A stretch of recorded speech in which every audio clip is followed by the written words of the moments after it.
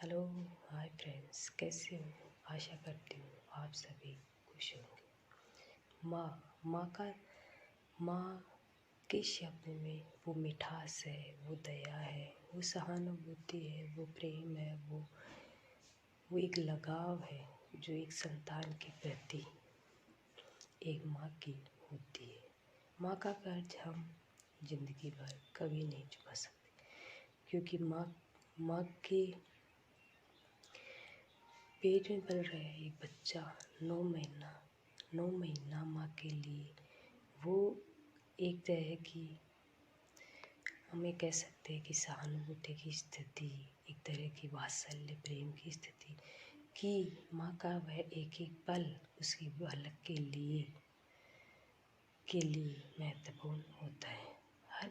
हर माँ ये चाहती है कि मेरा बेटा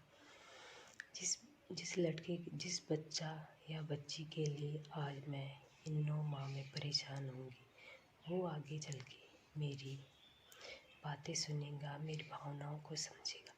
लेकिन जब वही माँ बूढ़ी हो जाती है तो उसी औलाद के लिए वह एक बोझ बन जाती है।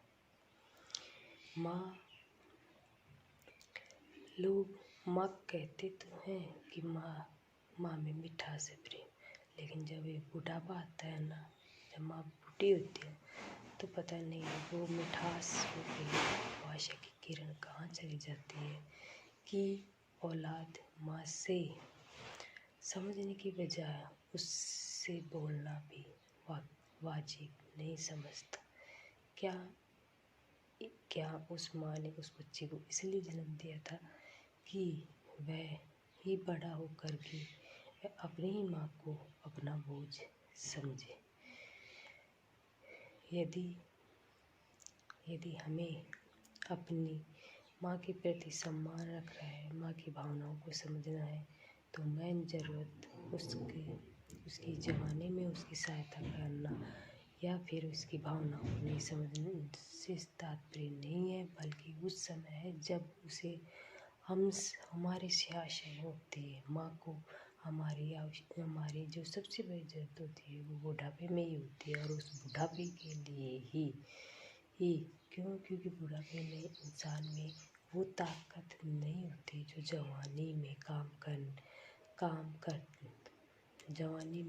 करती है होती है। बुढ़ापे के लिए ही हर माँ बाप अपने औलाद को इसीलिए पालते पोसते हैं कि जब हम बूढ़े हो जाएं तो हमारी औलाद हमारा पालन पोषण कर सके। यदि आप मेरे विचारों से सहमत हैं तो मेरे चैनल को लाइक कीजिए, शेयर कीजिए और सब्सक्राइब कीजिए। धन्यवाद।